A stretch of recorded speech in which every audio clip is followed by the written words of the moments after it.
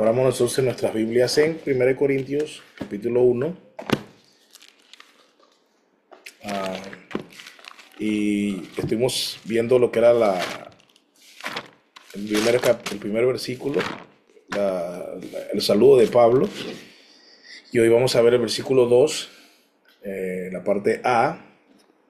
Ya la estuvimos hablando la semana pasada, de cuando Pablo dice ahí a la iglesia de Dios que está en Corinto.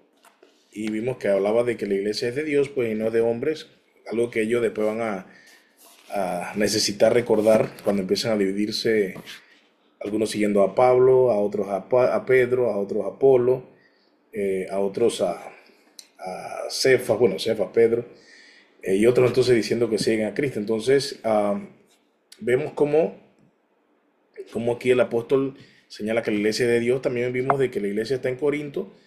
Esto marca el hecho de que, aunque esté en un lugar geográfico que es Corinto, pues pertenece al Señor, al Señor de su iglesia.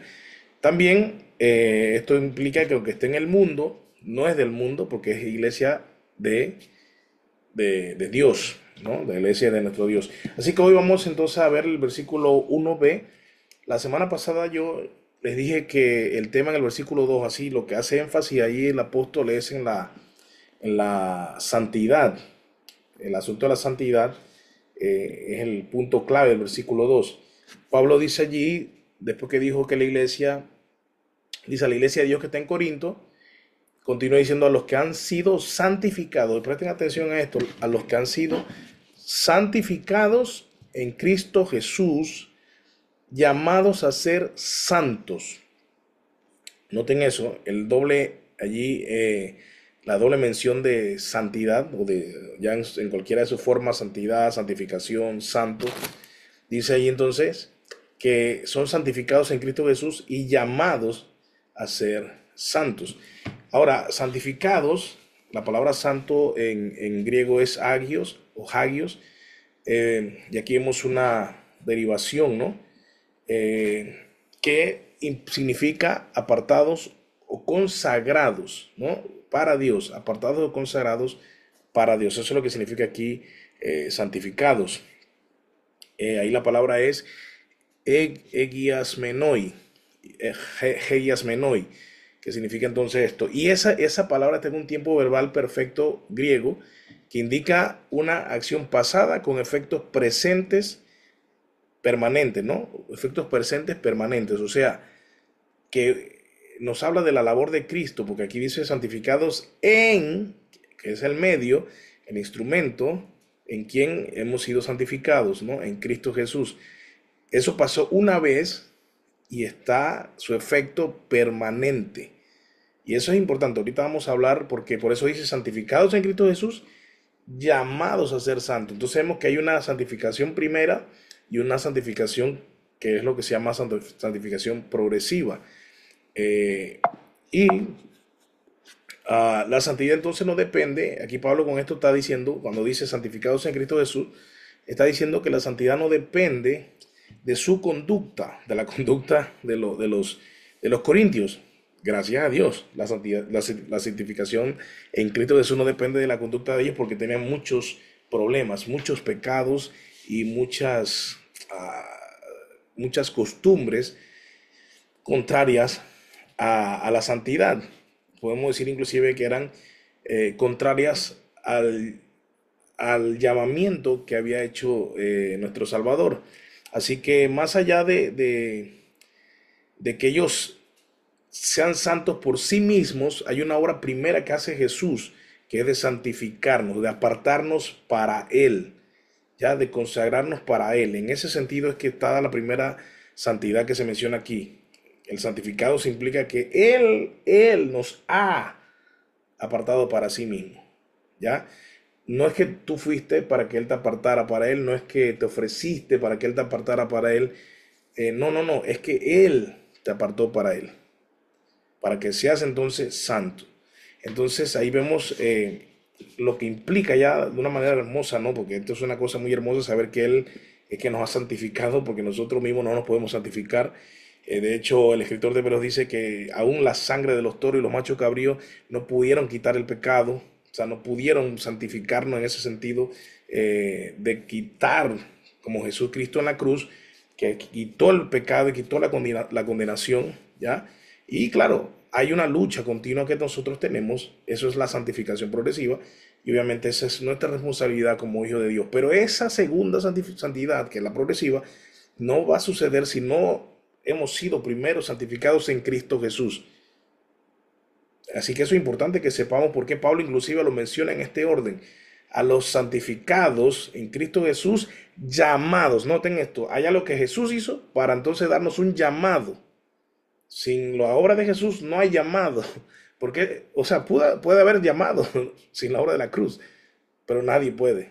¿Entendemos? O sea, el asunto de que podemos responder al llamado que Jesús nos hace o Dios nos hace es debido a la obra de Cristo en la cruz. Entonces, repito, la santidad entonces no depende de la conducta impecable que tuvieran ellos, porque no era así, sino de la posición en Cristo, la posición en Cristo.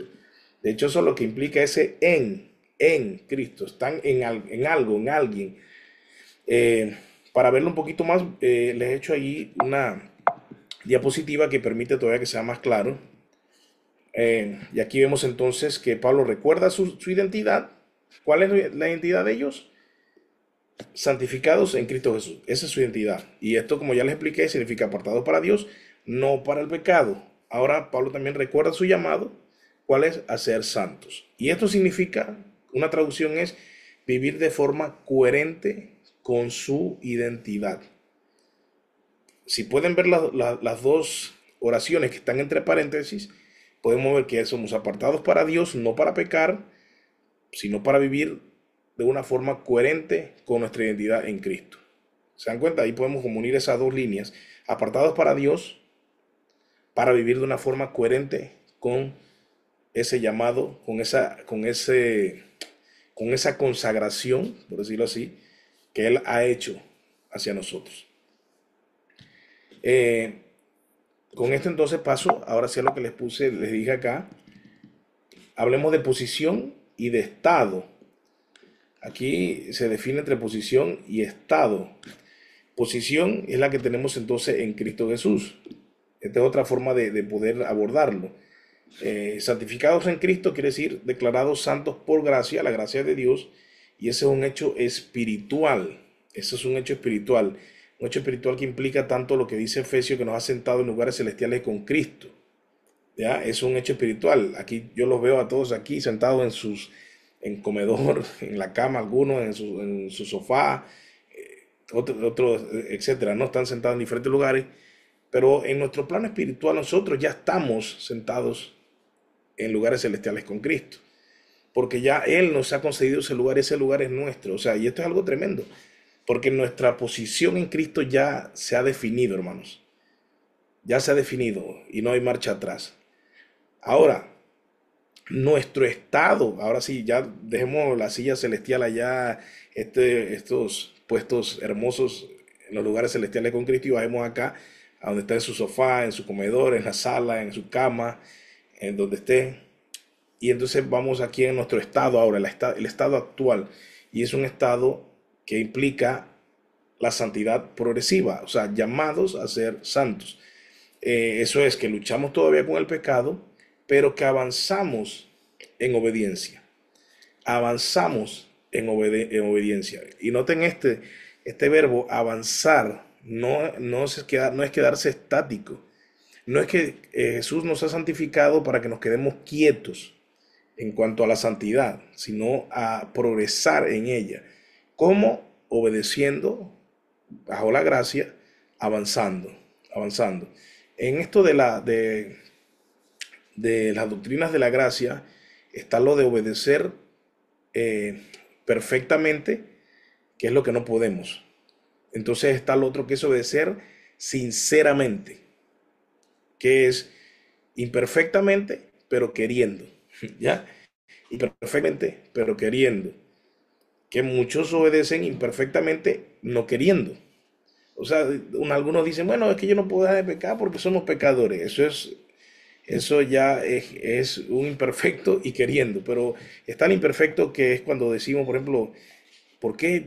Que decimos como Pablo, ¿quién me librará de este cuerpo de muerte? O sea, ¿por qué tengo que seguir pecando? Señor, tú sabes que yo no quiero, sabes que yo no te quiero fallar, pero lo hago, rayos, y eso me molesta, Señor, porque yo no quiero fallarte.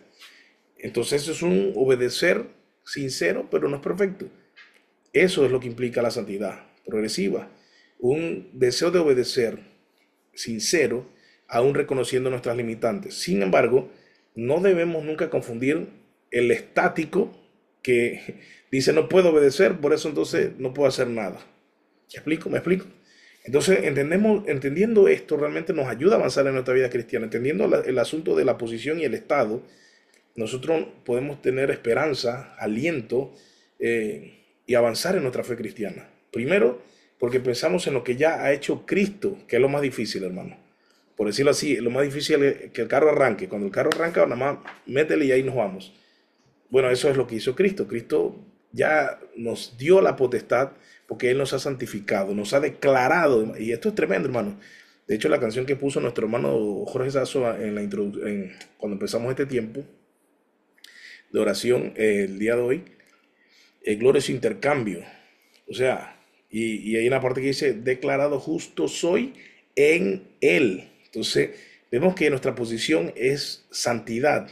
Wow, eso es una cosa que nos dice, wow, ¿cómo así? Pero no porque es santidad de nosotros, es la santidad de Cristo que se nos imputa, se nos otorga. Entonces, esa es nuestra posición y eso nos lleva a cantar este canto y eso nos lleva a darle gloria a Dios porque Él nos ha santificado. Y es lo más difícil, hermano. Es lo más difícil porque de nosotros no nace esto, hermano. Si nosotros tuviéramos que dar el primer paso, te digo algo, hermano, no lo daríamos. Así que qué bueno que Jesús da el primer paso por nosotros y nos santifica. Él nos aparta para sí y luego entonces nos dice, bueno, ya, lo más difícil, yo lo hice y ahora te llamo a ser santo. Aún así, mira esto, la gloriosa noticia del Evangelio. Aún, yo te llamo a ser santo, pero sabes, voy caminando contigo, ayudándote día a día en tu santidad. Porque tampoco es un proceso puro de nosotros donde vamos solos, sino que Él está con nosotros. Y esto es tremendo, ¿te das cuenta? Jesús hace la obra más difícil, nos santifica, pero no nos deja en la santidad progresiva solo, sino que nos ha dado su Espíritu para que esté con nosotros cada día en este caminar. ¿Estamos? Por eso entonces, con la ayuda del Espíritu Santo podemos avanzar en obediencia, entendiendo claro el papel de la obediencia, hermano, o mejor dicho, el lugar donde va la obediencia. La obediencia no va primero, sino la obediencia es resultado. Entienda esto, hermano. Cuando ponemos la obediencia primero, caemos en legalismo. ¿Ya? El asunto es que la obediencia es resultado de haber sido santificados en Cristo Jesús. Ese es el resultado. ¿Cuál es el resultado de ser santificado en Cristo? Obedecer. Ok, y si yo obedezco y luego entonces soy santificado, no puedes. Porque no puedes obedecer sin la obra del Espíritu Santo. ¿Estamos claros en eso, hermanos? Bien, habiendo dicho esto, continuamos entonces.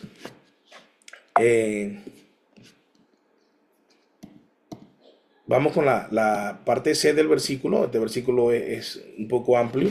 Y mira lo que dice Pablo luego. Dice, vamos a leerlo de nuevo del principio, el versículo 2. A la iglesia que está en Corinto, ya lo hablamos, ya lo definimos, a los santos, a los que han sido santificados en Cristo Jesús, llamados a ser santos. Y luego dice, miren, escuchen esto, y esto es la maravillosa cuestión de la iglesia. Miren, llamados a ser santos con... Llamados a ser santos solos, individuales, no, con. Todos tenemos un llamado. Y ese llamado, luego vamos a ver que Pablo tampoco habla de un llamado para todos, para que se viva individual, sino que un llamado para todos que debemos vivir en comunidad. Pablo luego lo va a decir. Pablo va a hacer mucho énfasis en esto. Y de hecho de eso va a hablar de los dones que son para el beneficio común, no individual, ¿ya? No individual. Y por eso es que cuando la gente a veces habla, por ejemplo, de las lenguas, pues y ojo que no estoy entrando en ese tema, nada más por poner un ejemplo, cuando la gente habla de las lenguas a veces, muchos me han dicho, No, lo que pasa es que, vieras que mira, yo en mi casa igual yo oro en lenguas. Y yo le digo, wow. O sea, mira, no vamos a pelearnos por eso, pero yo le pregunto, entonces, según tú, las lenguas es un don. Y entonces me responden, obviamente, siendo bíblicos, tiene que responder, sí. Y yo le digo, ahí es donde está el problema. ¿Cómo la lengua que tú oras en tu casa en privado puede ser para el bien común? ¿Cómo esa lengua que oras en tu casa en privado, de nadie te ve, puede beneficiar a tu iglesia? Ahí es donde está el mal entendimiento de los dones. Cuando no entendemos y nosotros somos tan egoístas que hasta en estas cosas nosotros nos llamamos el don para nosotros. Pero el don, hermano, cada don que tú tienes, cada uno de los que está aquí en esta noche, que tiene un don, y los que vean este video luego, depende del alcance que el Señor permita, lo mismo les diré. Cada don que tengamos no es para ti, no es para el que te cae bien, ¿me entiendes? No es para tu compinche de la iglesia, es para todos. Es para el bien común, para la edificación de todos. Ya hablaremos de eso cuando veamos los versículos, los capítulos, perdón, 12, 13 y 14. Por ahora falta mucho para eso, por eso tengo que adelantarme un poquito en algunos conceptos porque eh, va a estar un poco lejano esto todavía. Eh, Así que por ahí dijeron que ya Jaden iba a poder entender cuando voy a hablar de esta clase. Así que eso, le estoy dando una pista. Bien, mira hermanos, dice, llamados a ser santos con todos los que en cualquier parte invocan el nombre de nuestro Señor Jesucristo, Señor de ellos y Señor nuestro. Señor de ellos y Señor nuestro.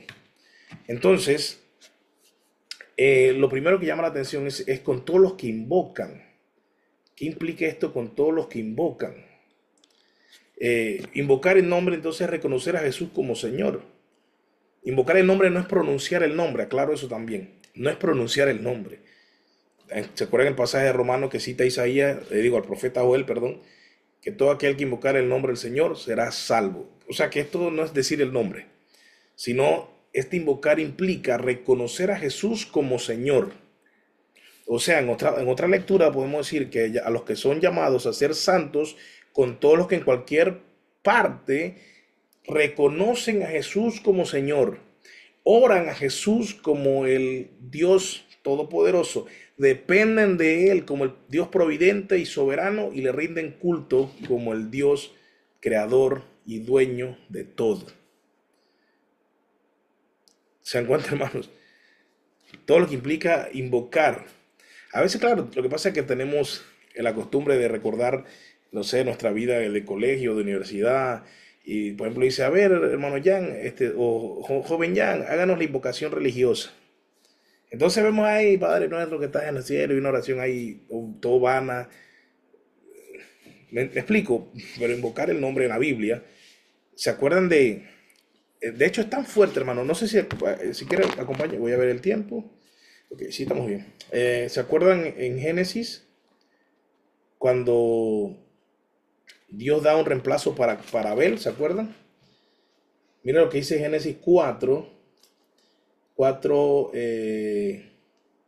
20. Digo, perdón, 4:26. Mira lo que dice Génesis 4:26. Me dice, bueno, voy a esperar un momentito que lo busquen. Bien, Génesis 4:26 dice, a Set, que fue el reemplazo de Abel, dice, bueno, vamos a leer desde el 25. Y conoció a Adán otra vez a su mujer y le dio a luz un hijo y le puso por nombre Set. Set, porque dijo ella, Dios me ha dado otro hijo en lugar de Abel, pues Caín lo mató. Y luego dice el 26. Oye, esto de que Caín lo mató es importante, hermanos, porque está hablando aquí claramente de Caín y su simiente maligna, y está diciendo que ahora Set viene en reemplazo de la simiente buena, que es Abel.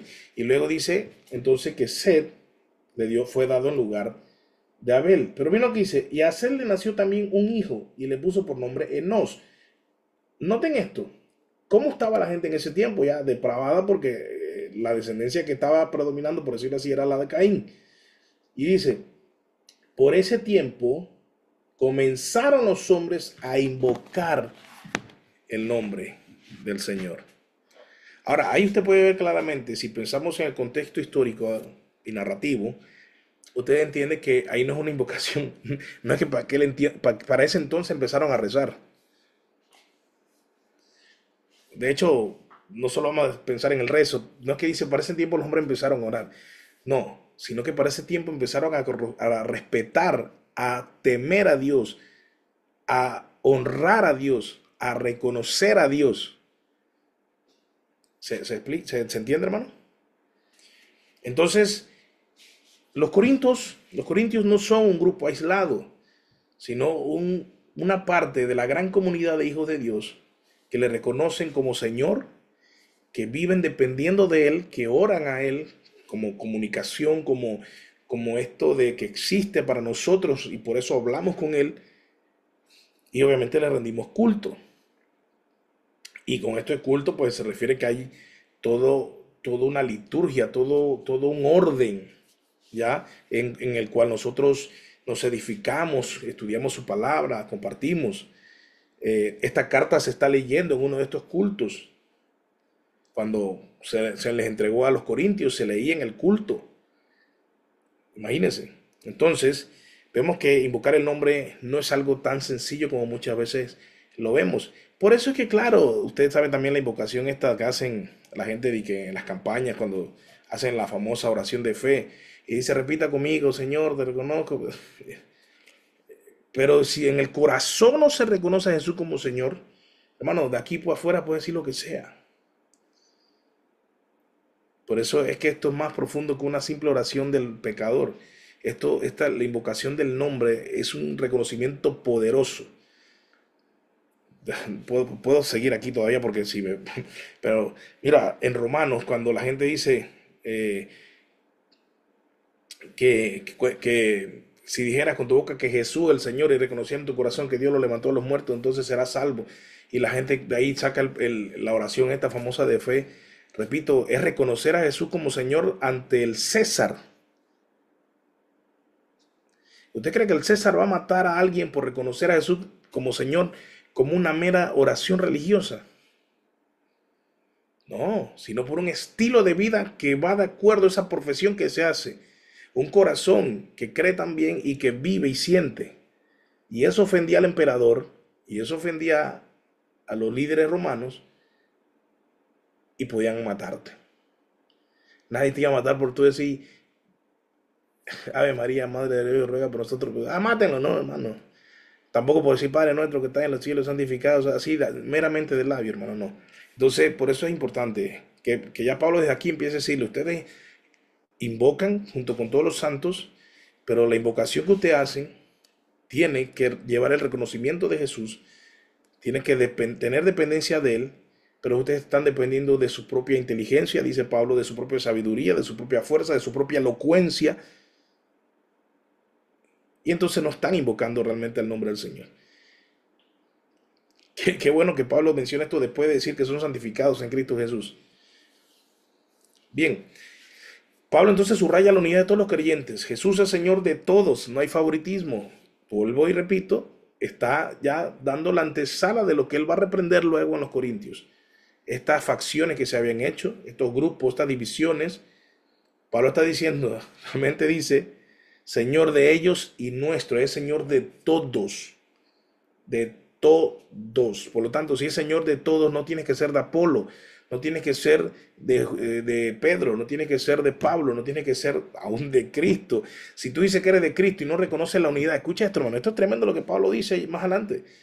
O sea, si tú dices que eres de Cristo y no reconoces la unidad de Cristo, no eres de Cristo aunque digas que eres de Cristo.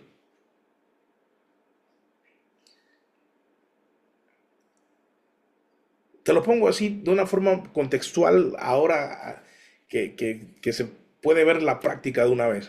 Si hay iglesias que les encanta, hay ciertos espiritualoides que les gusta separar la iglesia y se dicen que son de Cristo, pues no están siendo de Cristo, porque Cristo no manda a separar su iglesia, hermanos. Para que tengamos un ejemplo de lo que esto implica, ¿no? Podemos estudiar después las causas de la separación. Alguien puede decir, bueno, pero en un caso así, asá, digo, en el sentido llano del concepto, ya del concepto de separación de esta gente que le gusta hacer grupos y facciones en las iglesias, pues ya aunque se llamen cristianos, están en contra de Cristo, están en contra de Cristo. Pablo lo va a decir más adelante en el capítulo 3 a los Corintios, de esta misma carta. Dice que el que divide la iglesia, o sea, el que divide el cuerpo del Señor, o el que lo destruye con estas divisiones, también Dios lo destruirá a él. Qué cosa más tremenda. Pero bueno, eso lo vamos a ver más adelante. No, nada más les quería tirar un, un abreboca ahí. Entonces, prepara, repito, el terreno para confrontar entonces las divisiones que se van a ver más adelante. Eh, Vamos entonces, por cuestiones de tiempo, ahora sí, a las aplicaciones. ¿Qué aplicaciones entonces sacamos del 1.2? La primera es: vive como lo que ya eres. Has sido santificado, vive como un santificado. ¿Cómo? En la santidad progresiva. ¿Cómo vive un santificado? En el llamado a ser santo. Pregúntate entonces cada día, cuando te levantas, cuando te acuestas, ¿estoy viviendo de acuerdo a la identidad que Dios me ha dado? ¿Estoy viviendo de acuerdo a la identidad que Dios me ha dado? O sea, ¿estoy viviendo como una persona que fui apartada? ¿O todavía sigo apegado a las cosas de las que Dios me apartó? ¿Me explico?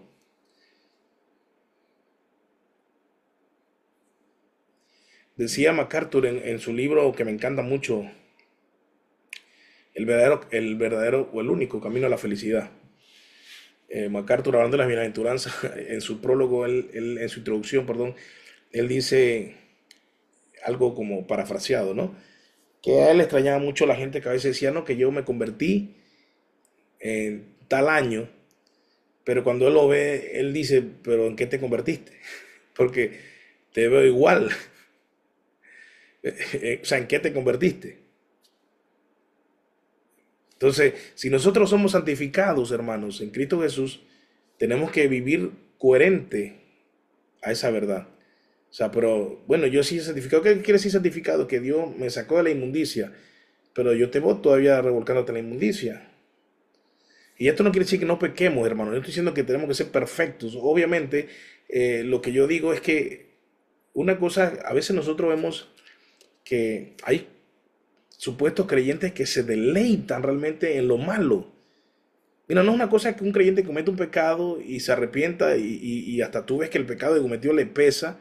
Y otra cosa es un creyente que peca y es como que no le da nada. Entonces, eso es preocupante, hermanos. Y no se trata de juzgar a nadie, sino más bien de pensar que como nosotros hemos sido santificados, apartados, consagrados para Dios en algo, yo debo mostrarlo. Porque si eso es una realidad en mi vida, se debe ver. Y a partir de ahí empiezo a vivir mi vida en la santidad progresiva. Y otra cosa, muchas veces a los líderes se les exige santidad, solo a los pastores, solo a los líderes jóvenes, a los líderes de música. Y hay veces que la iglesia en general es como si la santidad no fuera para ellos. Pues la santidad no es opcional ni exclusiva para los líderes. Es el llamado a todo creyente. Repito, aquí dice llamado a ser santo con todos los que en todo lugar invocan el nombre del Señor. Entonces es un llamado para todos. ¿Cómo hacemos entonces? Ya aquí hay una aplicación importante también, hermanos, que yo puse aquí una aplicación que implica orar por otros creyentes de otras congregaciones. Y ojo, eh, esto sí, yo cuando hablé de la consejería, perdón, de la membresía de la iglesia en aquel curso, yo hablé que no nos compete a nosotros meternos en el pastoreo de otras ovejas de otras iglesias o estar vigilando la vida de las otras ovejas. Pero aquí sí vemos un llamado a orar. Y no nos confundamos que orar no quiere decir que te metas. ¿Estamos? Orar no quiere decir meterte en la vida de ellos. Orar no quiere decir que vaya y le quite el micrófono al pastor y le diga, acá estás equivocado. No, no, y tú perteneces a otra iglesia. O sea, tú perteneces a una iglesia local. Pero no nos confundamos que el llamado que tenemos a ser parte de la iglesia local no implica que no oremos por las iglesias que están a nuestro alrededor. Nosotros tenemos un llamado para orar por todas las iglesias.